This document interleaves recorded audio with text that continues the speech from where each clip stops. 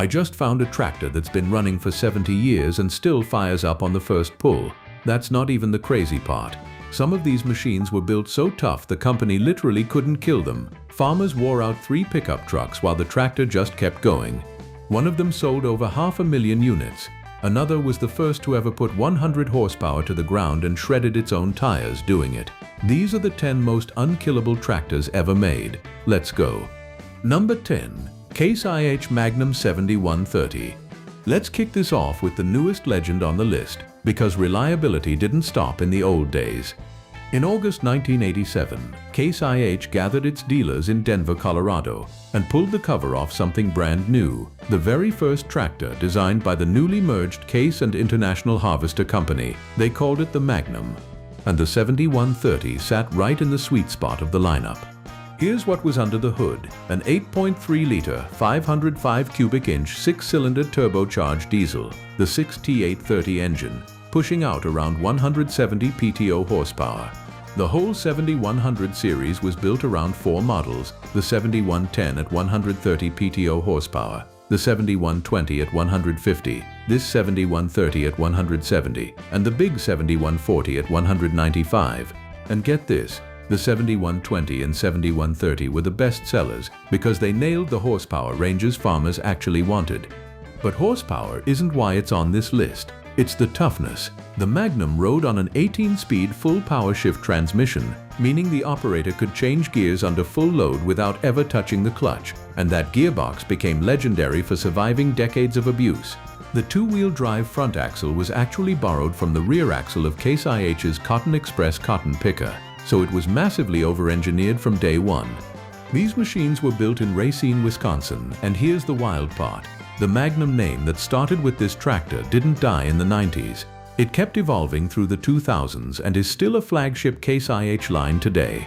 The 7130 set the DNA for high horsepower reliability for the next 40 years. Farmers who bought one in 1988 are still running them in the field right now. Number 9. John Deere 4440. Now let's talk about the tractor a lot of farmers will fight you over, the John Deere 4440. This was the flagship of John Deere's Iron Horses series, built in Waterloo, Iowa from 1978 to 1982. And in just 4 years of production, it became one of the most beloved tractors Deere ever made. The kind of machine that today, decades later, sells used for more than some brand new compact tractors. The heart of it was a 7.6-liter, 466 cubic inch, 6-cylinder turbocharged diesel that produced about 130 PTO horsepower and roughly 112 horsepower at the drawbar. That engine was almost bulletproof. Farmers routinely put thousands upon thousands of hours on them, with nothing but oil changes and basic maintenance. But John Deere didn't stop at the engine. You could order the 4440 with 2 different heavy-duty transmissions, the Quad Range, a 16-speed partial power shift, or the 8-speed full power shift that let you change gears under load without clutching. It had a closed-center hydraulic system pushing 23 gallons per minute, hydraulically actuated wet disc brakes, and, a huge deal for the era, the Sound Guard cab, which finally gave operators real protection from noise, dust, and weather. Here's why it earns its spot. The 4440 hit the perfect middle ground. Big enough to pull serious tillage and haul big round balers, small enough and simple enough that a farmer could fix most problems in his own shop. It even came with ether injection built in for cold starts, so brutal winters didn't stop it. Ask any farmer over 50 to name a tractor that just never quit, and there's a very good chance the 4440 comes out of their mouth. Parts are still everywhere, they still run daily, and clean examples are genuinely appreciating in value. That is the definition of too reliable to fail. Number 8. Allis-Chalmers WD-45. Time to bring in an underdog brand that punched way above its weight, Allis-Chalmers, with the WD-45. Built in West Allis, Wisconsin from 1953 to 1957, the WD-45 was Allis-Chalmers taking direct aim at the giants, John Deere and International Harvester, and it delivered. In just 4 years, the company sold over 90,000 of them. To put that in perspective, John Deere's competing Model 60 sold around 61,000 in a similar window. The underdog outsold the king. So what made it special? 2 big firsts for the brand. The WD-45 was the first Allis-Chalmers tractor available with power steering, a genuine game changer for farmers spending 12 hours a day wrestling a heavy front end. And from 1954, it became the first Allis-Chalmers offered with a diesel engine. You had real choice under the hood: a 226 cubic inch 4-cylinder gas engine, an LP gas version, or that new 6-cylinder diesel. It put out around 44 horsepower and jumped the WD-45 up into the 4 plow class, meaning one machine could now do the work that used to take a bigger, more expensive tractor or a whole team of horses. The reason it belongs on a too reliable to fail list is the design philosophy. Allis-Chalmers built these with a power director hand clutch on later models and a simple, rugged driveline that farmers could understand and repair without a dealership. The rear wheels were adjustable on splined axles for different row crops, so it was endlessly versatile. It plowed, it ran belt-driven machinery, it hauled, and it did it for decades. Today the WD-45 is a collector's icon. That distinctive Persian orange paint still turns heads at every tractor show, and thousands of them are still starting up and working light duty on hobby farms across America. 70 years later. Number 7. Ford 5000. Now let's cross the ocean, because reliability wasn't just an American thing. Meet the Ford 5000. Produced by Ford from 1964 to 1975, that's 11 full years, the 5000 was a blue and white mid-range workhorse aimed straight at European farms, though it worked all over the world. In North America, a closely related version wore the Ford Major name, and a smaller sibling, the Ford 3000, arrived in 1965. It became one of Ford's best-selling tractors, period. Powering it was a 3.8-liter, 233 cubic inch 4-cylinder engine, available in gas or diesel, that started at around 68 to 69 horsepower and later climbed to about 75 horsepower after Ford revised the engine mid-production. That might not sound like much today, but for its size and class in the 1960s, it was a strong, hard-working amount of power. What made the 5000 a legend was flexibility and toughness. Ford offered a whole menu of transmissions: a straightforward 8-speed, the 10-speed full power shift Selecto speed, and later the 16-speed partial power shift dual power. Whatever job you had, plowing, haulage, landscaping, loader work, there was a gearing setup for it. And the 4-cylinder diesel is the real hero of the story. It earned a reputation as one of the most durable engines of its generation. Simple, mechanical, easy to work on, and almost impossible to wear out with basic care. That's exactly why you'll still find Ford 5000s doing real work on farms today, more than half a century after they rolled off the line. In 1971, Ford even added a factory safety cab option, and when they finally retired the 5000 in 1975 after 11 years, it went out as an absolute bestseller. The Ford 5000 proved that a mid-sized tractor, built honestly and simply, could outlast everything around it. Number 6. International Harvester 1206. Now buckle up, because this next one broke a barrier nobody had broken before: the International Harvester Farmall 1206. When it launched in 1965, the 1206 was the most powerful tractor of its time. Why? Because it was the first turbocharged farmall ever built. International took the diesel from their 806 model, strapped a turbocharger on it, and unleashed something the horsepower wars had never seen. That engine was the DT361, a 361 cubic inch 5.9-liter 6-cylinder turbocharged diesel. It pumped out around 110 to 112 PTO horsepower and just under 100 horsepower at the drawbar. And here's the crazy detail: putting 100 horsepower to the ground was such a big deal in the mid-1960s that the tire companies literally couldn't keep up. During testing, the 1206 kept tearing the available rear tires apart under heavy drawbar loads. It wasn't until Firestone developed a reinforced 18.438 tire that the 1206 could finally be fully unleashed. Built in Rock Island, Illinois, only about 10,000 of these were ever made, roughly 8,400 wearing the Farmall badge, which makes surviving examples genuinely collectible today. It rode on a Category 3 hitch, could be optioned with a 16-speed torque amplifier power shift transmission, and came with power assist steering to tame all that muscle. So why is a rare short production tractor on a reliability list? Because the 1206 didn't just make big horsepower, it made big horsepower that lasted. That turbo diesel proved so tough that the basic design philosophy carried straight into International's later 1066 and beyond. machines that became famous workhorses in their own right. The 1206 was the tractor that dragged the entire industry across the 100 horsepower line and kept on running. Farmers called tractors like this factory hot rods. It was fast, it was mean, and it refused to quit. Number 5. Farmall M. Let's go back to the machine that basically defined the American row crop tractor for a generation, the Farmall M. International Harvester built the M from 1939 all the way to 1954. That's a 15-year production run, and versions of it kept selling the whole time. This was the big brother of the famous Farmall letter series, styled by legendary industrial designer Raymond Loewy's firm, and it became one of the most recognizable tractors ever made with that unmistakable IH red. Under the hood was the International C248, a 248 cubic inch 4-cylinder engine producing about 38 gross horsepower, with roughly 35 horsepower at the belt pulley and 30 at the drawbar. That put it firmly in the 3-plow class. Versions ran on gasoline or distillate fuel, and a diesel MD version arrived in 1941. Here's what made the M a survivor. The rear wheels adjusted on splined axles anywhere from 52 inches all the way out to 88 inches, so a single tractor could handle almost any row crop spacing a farmer threw at it. The engine was famous for its lugging power. It could pull hard at very low RPM without stalling, which meant it worked all day without complaint, and the whole machine was so mechanically simple that farmers could tear it down and rebuild it on the barn floor with hand tools.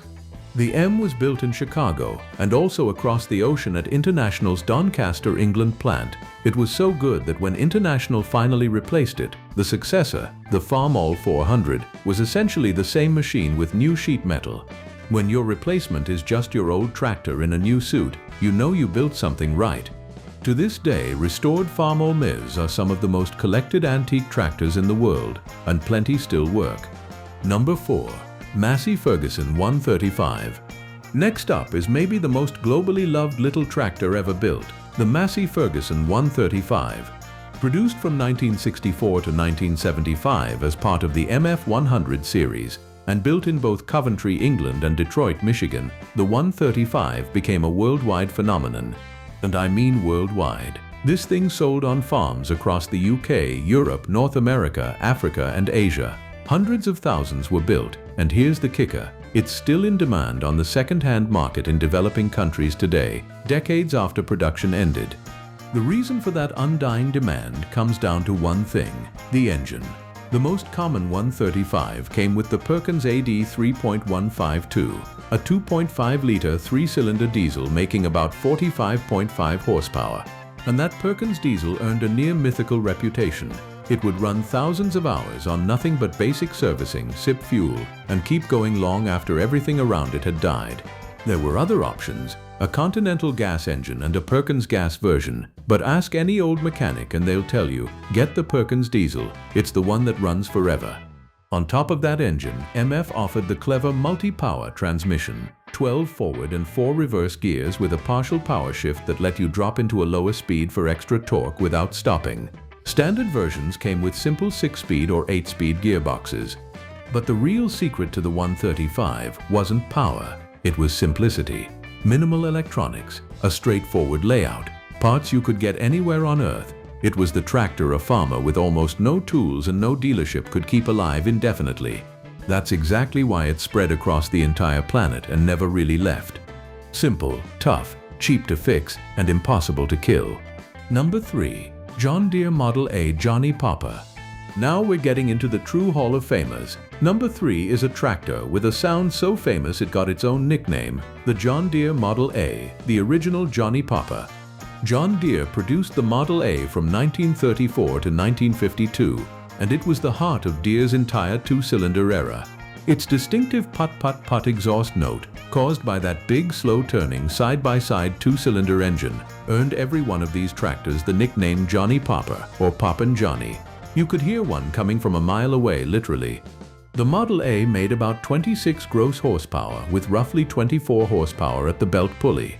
Now, that 2-cylinder design wasn't an accident. John Deere deliberately kept it simple to keep costs low and repairs easy. Fewer parts meant fewer things to break. And those engines were famous for lugging down to almost nothing without dying, then pulling right back up. In 1938, the A got a beautiful styling makeover from famous industrial designer Henry Dreyfuss, and in 1947 it gained electric starting. It was a row crop machine you could set up for narrow front, wide front, high crop, orchard or industrial work. One basic tractor, endless configurations. Here's how legendary this design was. The Model A evolved directly into the John Deere 60, then the 620 and 630, and that lineage kept going. John Deere stuck with the two-cylinder Johnny Popper concept all the way until 1960. That's how reliable and beloved it was. Farmers trusted these engines so completely that Deere didn't need to change the formula for a quarter of a century. Today there's an entire collector culture built around two-cylinder John Deeres, clubs, shows, the whole thing, precisely because so many of them still run. Some are pushing 90 years old and still pop to life. Number 2. John Deere 4020. Number 2 might just be the most beloved tractor in American farming history, the John Deere 4020. Produced from 1963 to 1972, the 4020 replaced the earlier 4010 and became an absolute phenomenon. Over 184,000 units were built, and it was, by wide agreement, the most popular tractor of its time. For a huge chunk of American farmers, the 4020 wasn't just a tractor, it was the tractor, the machine an entire generation learned to farm on. The most common version ran a 6.6-liter six-cylinder diesel producing about 91 PTO horsepower and around 84 horsepower at the drawbar, verified at the famous Nebraska tractor tests. But Deere gave you options that were almost unheard of back then. You could get it in diesel, gasoline, or LP gas, so you could match the tractor to your fuel budget and your operation. That kind of flexibility was revolutionary. It came standard with the synchro-range transmission, 8 forward and 2 reverse speeds, and you could option a full power shift that changed gears under load with no clutch at all. It had a differential lock for traction, heavier rear axles than the 4010, power steering and hydraulic wet disc brakes. You could even order an enclosed cab with heat and air conditioning, luxury for a mid-60s farmer. But the reason the 4020 is number 2 is durability. These machines were so well built that a huge percentage of the 184,000 made are still working today. Part support is fantastic, they're endlessly rebuildable, and they hold their value like gold. Clean 4020s regularly sell for serious money at auction 60 years on. Farmers use them daily for loader work, hay, tillage and chores, and they simply refuse to wear out. When a tractor becomes the standard by which every other tractor is judged, you know it earned it. Number 1. Ford 8N. And here it is, the most reliable tractor ever to earn the crown. Number 1 is the Ford 8N. The 8N entered production in July 1947 and ran until 1952, just 5 years. But in that short window, Ford built over 524,000 of them, and by some measures it became the best-selling farm tractor of all time in North America. 500,000 tractors in 5 years. That's not a machine, that's a movement. Built at Ford's Highland Park, Michigan plant, the 8N was the final and finest model of Ford's famous N series, which started with the 9N in 1939 and the wartime 2N in 1942. Under the hood sat a 2.0-liter 4-cylinder gasoline engine making somewhere around 30 horsepower, paired with a 4-speed transmission. Small, simple, and absolutely unstoppable. But here's the single most important thing about the 8N, and honestly about modern farming itself. The N series introduced Massey Ferguson's 3-point hitch to American production tractors, the exact system still used on virtually every tractor built today, almost 90 years later. When you see a 3-point hitch on a brand new machine in 2026, you're looking at Ford Ferguson's DNA. Now, why is it number 1 for reliability? Because the 8N is beautifully, gloriously simple. A basic carbureted gas engine, an open hydraulic system, mechanical steering, manual drum brakes, no computers, nothing to fail. A farmer can diagnose and fix almost anything on an 8N with a wrench and a Saturday afternoon. That simplicity is exactly why so many of the 524,000 built are still running today, mowing, tilling, blading driveways, and working hobby farms across the world. Think about that. A tractor from the 1940s, and hundreds of thousands of them are still alive and working, not in museums, in the dirt, doing the job. There is no better definition of too reliable to fail. Which one would you want in your barn? Drop the number in the comments.